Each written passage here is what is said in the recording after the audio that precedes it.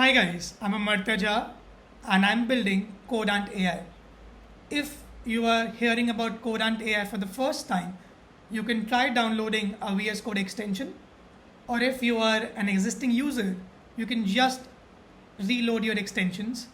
What you will get is basically a code scalability button popping on top of the functions in your Python code that actually need scalable logic.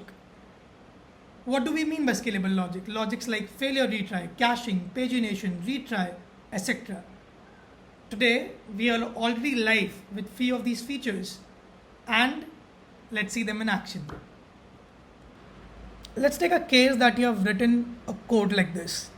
One thing that you'll see is after installing a CodeAnt AI extension that we are having a button called scalability. This button will actually show wherever the API calls are happening. Wherever API calls are not happening and only processing logic is there, you won't be seeing a scalability button. Why? Because scalability actually makes way more sense when you're trying to do any network call.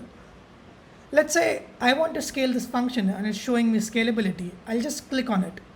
It'll open in less than 1 second an information tab which will say that we have detected a get call because this is a get call. Using a retry mechanism with exponential delay and a max retry count can significantly improve the resilience of this API call. If you see, it has added a retry decorator. It used basically some arguments, for example, stop after attempt, which is 3, and it is using an exponential delay with a multiplier of 1, minimum 4, and maximum 10. Let's say if we don't understand what this argument means, what we do is we'll come down and we'll try to read it.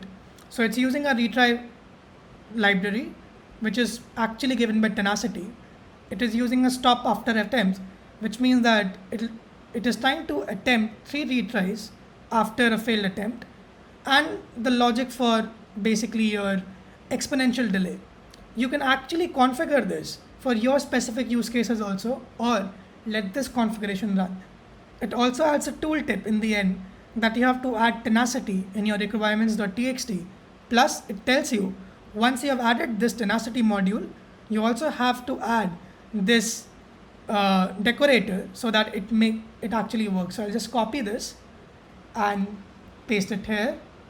Plus, I'll come here and copy this code and paste it here. This is how you can actually add and also learn the things that we are missing in our current code.